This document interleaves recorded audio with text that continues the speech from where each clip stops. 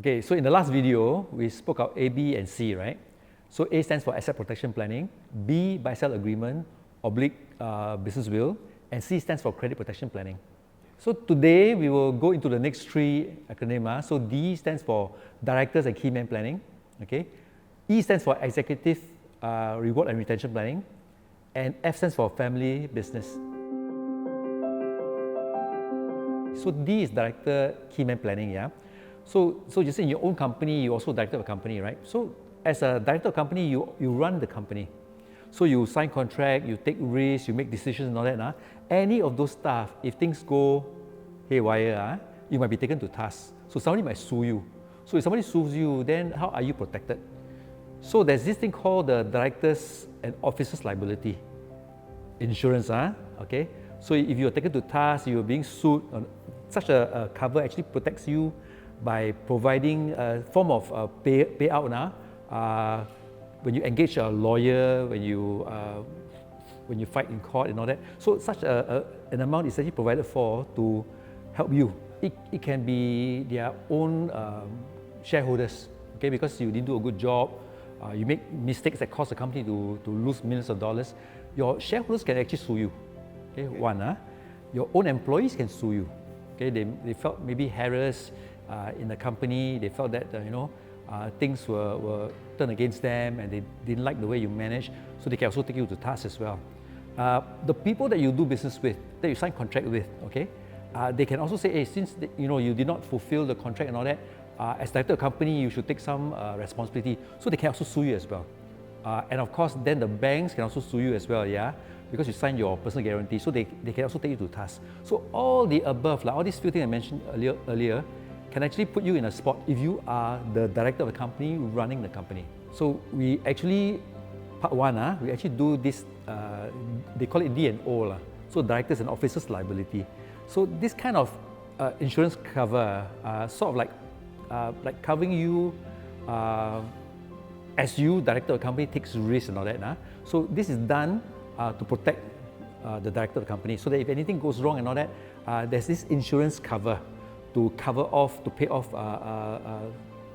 fees, charges, or anything that requires you to, for you to protect and defend yourself. The second part is the key man planning. So key man planning is this. In a company, there will be one or two of such a person called a key person, key man, okay? And these are the guys that runs the company, set the direction. Maybe these are the people who bring in the sales. And because of them, company made tons of money, okay? Now these people are the kind of people that if they walk out and don't come back anymore, the company may panic, the company will run losses, the company may even collapse, okay? So from the company's standpoint, they need to get this person protected, okay? Because if he walks out and don't come back anymore, if he goes to sleep and don't wake up, okay? Protecting the company is important. Because of his demise, the company may lose millions of dollars, the company may even go bankrupt even. Because this guy is no longer around to run the company, to take the lead, to bring in the profits and all that. Without his expertise, the company will suffer some form of losses. So how do we ensure that the company don't get caught, okay, by suffering through these losses? Okay, so it's the director and key man planning. So E stands for executive reward and retention. So as in the term, reward and retention. So there are people who are key to the company. They are the ones that brought in the profits and all that. They are the ones that help the company to become profitable. And in some instances, if I were to sell off my company, these are the people who must stay, okay? So must stay people means they are of some value. They're important. They help the company move ahead, become profitable. So how do I ensure that these people, as they progress, are not being lured away by maybe a competitor because of who they are, because of the reputation they have? Now, so all the more, I want them to stay in the company and work for me as long as they can, maybe even up to the day they retire. What sort of incentives, what sort of benefits would I provide to ensure they stay with me until the day they retire? Okay, so some people say maybe you can increase their pay, increase salary, pay more bonus and all that. But are these increment, payment of bonus, are they more long term? After receiving the money and all that, what if they still want to leave because they are promised some promotion and they still leave? So what sort of plans do I have in place that I could advise my business owner client to effect such a plan to ensure these people stay with them as long as they can until the day retire. Yeah. It could come in a form of a medical plan, it could come in a form of death cover, so that if they passed on, we do have an amount that we do pay to the family.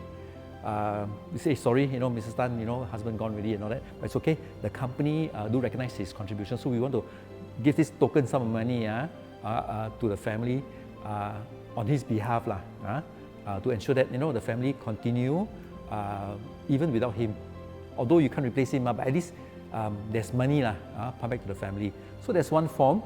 Another form would be this. Maybe if I work until the day I retire, so what is the lure for me to stay in a company and work until the day I retire? Maybe what about some form of pension plan? What about some amount of retirement funds I can give to my key employee to ensure that if you work for me until the day you retire, now this is your retirement funds that the company set aside for you. So it's another payday that they can look forward to in the event of the day they retire. So the letter F is about family businesses. So why so uniquely different? Why are they categorized under F?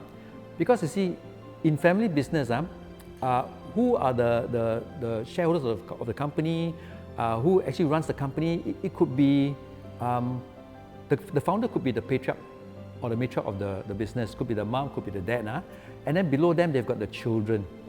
So maybe the business wheel does not make sense for them because why? It's family business. So we want to retain the family business together. So in the event if something happens to dad, he wants his children to take over and run and continue the legacy. So in that sense, family business is a bit unique, a bit different from your usual business set up by friends, partners and all that. So a bit different in the sense they will not eventually lead to a sale. They might, but first and foremost, maybe the father wants to pass the business down to the children, and still maintain it in the family. So how do we do that to ensure everything all stays intact and nothing gets passed down to other people, that's not part of the family?